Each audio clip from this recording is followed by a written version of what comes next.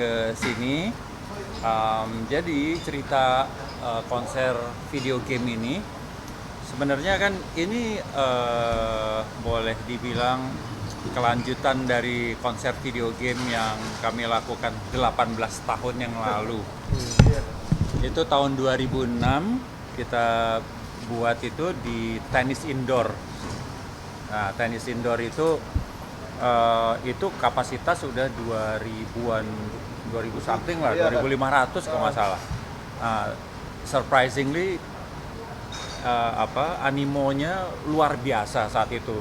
Saya ingat waktu itu belum ada Twitter, Instagram apa segala, baru ada Friendster kalau nggak salah. Berarti belum digital social media, belum. Tapi udah mulai begini-begini nih.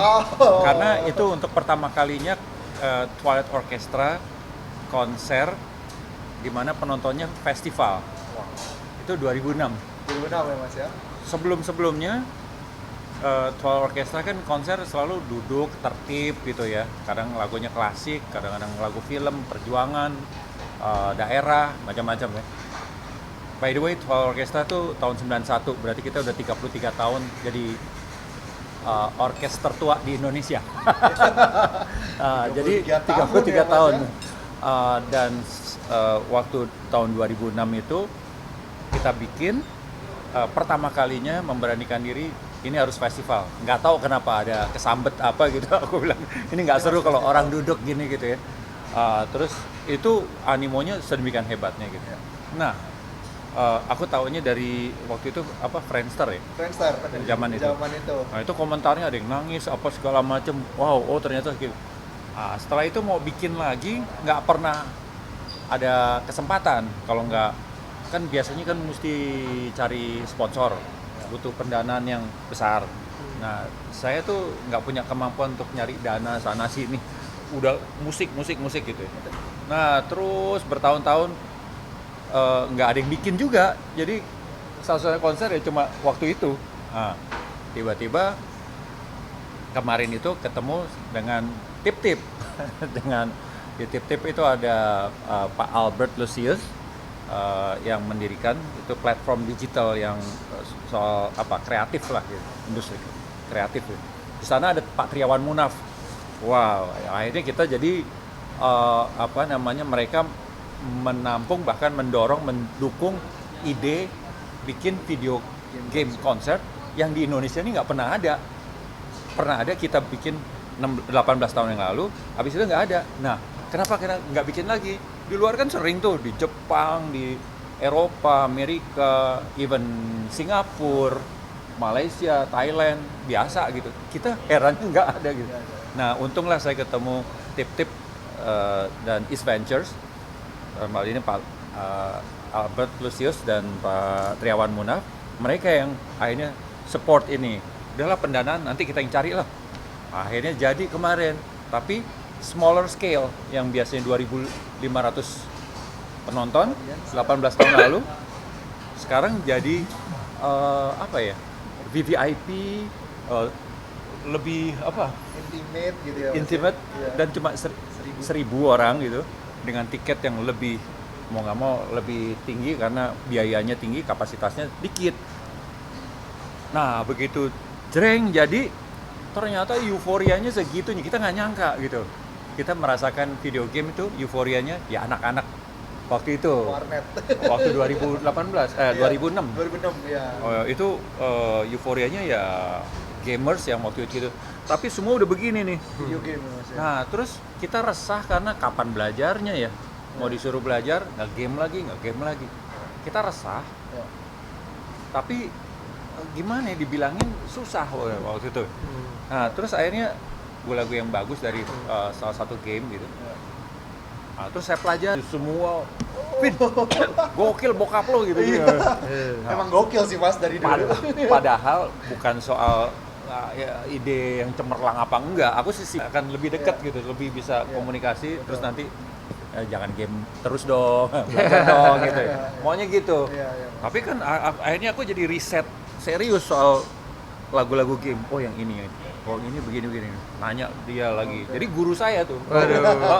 Saya ya istilahnya kita menimba ilmu kan Iya. nggak harus dari yang lebih tua ya. Seringkali belakangan ini malah aku menimba ilmu banyak dari yang lebih muda, soal AI, soal apa. Teknologi berkembang segitu cepat, Iya. apalagi game, sesuatu yang bukan my things. Nah itu aku belajar, aku kumpulin seperti Kevin bilang tadi, komunitas game A, B, C, kita kumpulin, aku belajar, aku catet. Kalau ini gimana? Kalau ini gimana? Combine gitu. Jadi intinya dari yang tadinya resah dengan kesibukan gaming anak, lama-lama aku pikir ya aku join ke dalam, tapi aku masukkan misi Twilight Orchestra, combining. Ini urusan domestik, rumah tangga, anak orang tua, sama urusan idealisme aku dari dulu, sejak 33 tahun lalu, salah satu misinya memasyarakatkan musik simfonik di Indonesia. Musik simfoni. Kalau zaman dulu hanya dengan musik klasik, Beethoven, Mozart, ini sekarang ini mesti ditambah zaman sekarang. Tampilkan musik film, lagu daerah, lagu perjuangan. Maka waktu dulu saya rekam Indonesia Raya. Kalau dengar Indonesia Raya tuh saya ngerekam, saya produce tahun 97. Itu kalau nggak ada, even pemerintah nggak pernah bikin. Ada ya Mas. Yang pemerintah bikin tahun 50 awal udah kresek-kresek. Nah itu akhirnya saya bikin dengan lagu-lagu perjuangan lainnya kan untuk mendekatkan bunyi simfonik dengan masyarakat dengan lagu-lagu yang dikenal. Nah ternyata setelah lagu daerah, lagu perjuangan, lagu klasik, lagu apa? Oh ini ada satu lagi nih, video game. Jadi video game buat saya kayak jembatan, kayak alat saya untuk bridging jembatan saya ke anak muda generasi sekarang untuk kenal bunyi simfonik gitu. Apakah itu jadi alasan juga nih Mas untuk ngadain di Istora dengan lebih besar, terus ada festival editionnya, itu gimana tuh menurut Mas? Sebenarnya feeling aja. Kalau dulu tuh juga saya nentuin kenapa mesti tenis indoor, kenapa saya berani untuk berdiri, kursi dikeluarin gitu ya, nggak pakai kursi gitu. Itu aku nggak tahu. Kadang-kadang ini intuisi aja. Intuisi ya Mas. Ini begini, ini begini, ini musiknya begini, ini begini, rasanya begini gitu. Ya udah begini gitu. Jadi seringkali animonya juga berasa ya Mas ya. Seringkali itu dari pertimbangan rasa aja nih, rasanya begini. Nah kalau kemarin orang puas nonton tertib gitu ya. Nah sekarang aku pengen kembalikan lagi. Masih ada yang duduk, jangan salah, bukannya semuanya berdiri loh. Kan semua pernah ke Istora ya. Ada tribun. Ada yang duduk tenang, ada orang yang memang sukanya duduk. Ada. Tapi kita punya porsi festival yang cukup banyak. Jadi nonton sambil, dan harus diingat juga bahwa kemarin itu yang datang dengan kostum, cosplayer banyak. Bayangkan kalau mereka udah begini-gini terus suruh duduk, waduh, ganggu kiri kanannya, di belakangnya keganggu ininya gitu ya. Nah ini sekarang mereka bisa lebih ekspresif dengan kostum masing-masing sambil berdiri sambil wah seru gitu. Aku mau ke Mas Kevin dulu nih Mas. Tadi kan udah dengarkan ke teman-teman media Mas untuk video game konsernya. Kalau video game konser ini intinya suasana lain performance-nya aku lah. Biasanya kan lebih sering sama Viaratel kan. Kalau Viaratel kan ya ngeband gitu kan. Kalau ini kan benar-benar as a soloist gitu. Jadi aku mode serius lah gitu, versi serius gitu. Jadi kayak benar-benar apa ya? Di situ juga lebih nunjukin skill kali ya. Jadi kayak benar-benar butuh konsentrasi tinggi gitu. Jadi tentunya experience yang seneng banget kalau bisa main sama orkes, apalagi sama papa gitu ya. Jadi kayak ya father and son juga, dan kayak saling apa ya inspiring lah mudah-mudahan. Dan apa ya, kita sih pengennya culture ini jadi sering ya, karena memang sekarang memang betul kata papa tadi, kalau musik zaman dulu kan ya ibaratnya game Tetris gitu kan, musik 32 bit gitu kan apa frekuensinya, jadi nggak mungkin orkes gitu. Nah kalau sekarang kan musik zaman sekarang di game kan udah canggih-canggih, udah dikemas bagus. Nah itu udah relevan banget sama dunia papa gitu, udah bisa bersenggolan gitu. Jadi kayak nah sekarang apalagi marketnya kita perhatikan, anak muda yang main game tuh hampir semua lah gitu, hampir semuanya tuh experience itu gitu.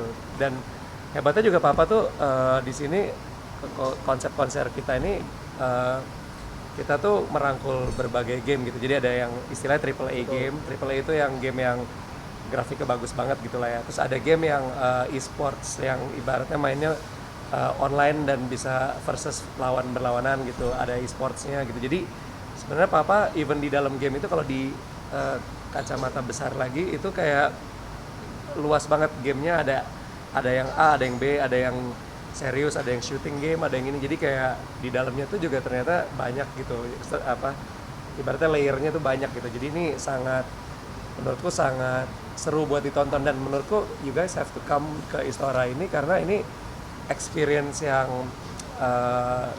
berbeda dan ibaratnya nonton orkes tapi berdiri. Dan Papa pernah lakukan itu di ada event lain gitu, tetap walaupun berdiri everybody still excited gitu. Ada yang sampai lompat-lompat nyanyi-nyanyi, dan ini menurutku karena Papa tuh selalu Twilight itu mengemas songlistnya nggak pernah boring menurutku, selalu yang kayak populis lah, semuanya tahu gitu. Dan ada yang emang sedih banget atau akrobatik banget orkesnya gitu. Jadi itu kayak nonton tuh emosinya akan dimainkan di situ. Wah, jadi you should come sih. Apalagi yang Istora ini kapasitas 5.000-an ya. Jadi pokoknya banyak lah. Jadi ini 4.000-an ya. Dan kemarin tuh pre-sale pertama udah sold out. Nah, ini masih ada pre-sale 2. Terus ada lagi nanti jual tiketnya lagi. Jadi cepet-cepet dapetin, soalnya emang rebutan banget sih. Udah kayak luar negeri punya gitu. Jadi wah, harus dapetin. Ya, setuju aku. Itu sangat memorable buat aku juga. Sebenarnya nggak kepikir ya. Awalnya ya cuma melanjutkan yang 18 tahun lalu itu. Udah habis itu kita bikin lagi tahun depan lah gitu. Tapi lihat animonya itu tadi kembali ke demand-nya gitu. Request-nya Mas. Ada yang bilang ya, ini infonya di mana sih kok tiba-tiba udah selesai, udah lewat gitu. Iya.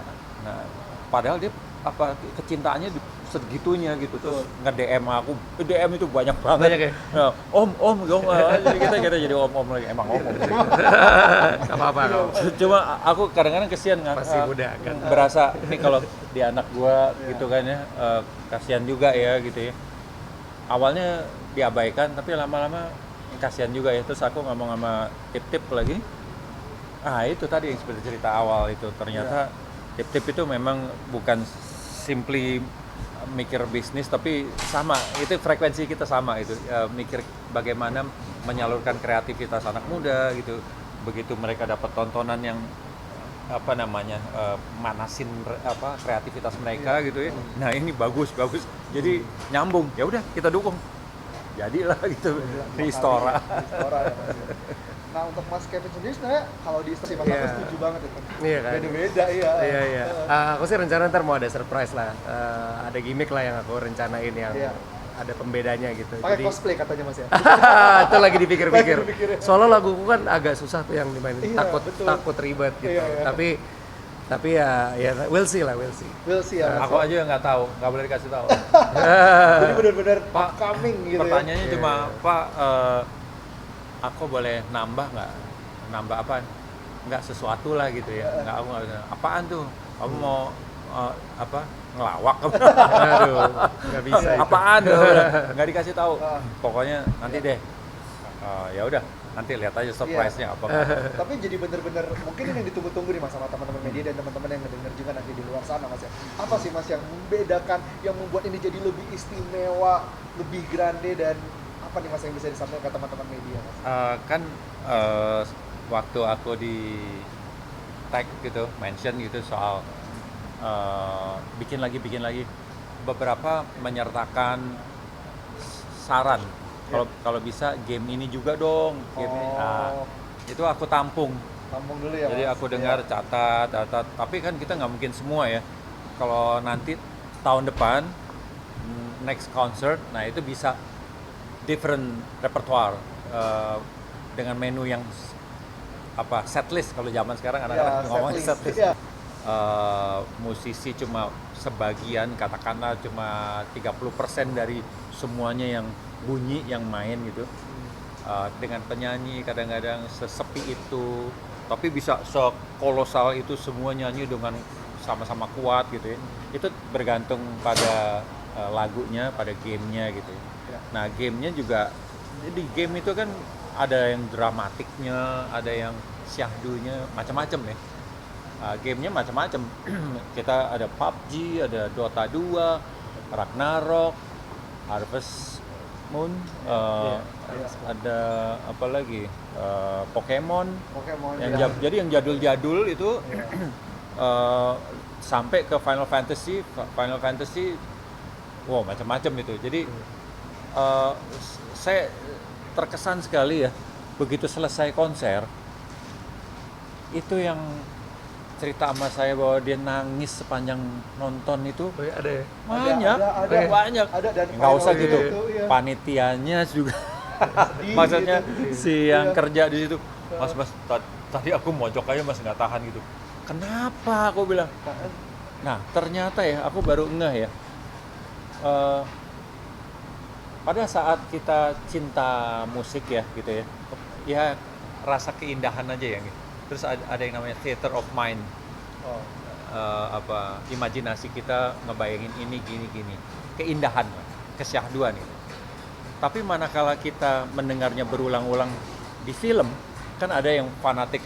Gue Star Wars fanatik, gue nonton paling banyak berapa sih, satu episode mungkin 10 kali dia nonton ya. Berarti kalau berapa episode, 7 misalnya 70 kali dia nonton, itu udah gila tuh. Godfather gitu, mainin lagu apapun dia tahu nih adegan ini nih, wah gue pas ini gue bisa nangis pas ada, emang sedih sih gitu. Yes. Oke. Game, nah kamu bayangin dari kecil dia main game, pulang sekolah game berjam-jam. Iya. Jadi itu apa ya, boleh dibilang udah merasuk ke kehidupan dia, jadi bagian dari hidup yang luar biasa. Jadi segala drama di dalamnya, segala kegembiraan, kemenangan, Ya, kesedihan, bener, kehancuran, itu tuh udah drama itu udah masuk di situ. Kepahitan. Jadi begitu kita mainin tek, buat aku ini sekedar aspek musikal aja. Oh ini diginiin aja, ini lebih kuat di sini, ini lebih ekspresif di sini. Aku imajinasi musikal.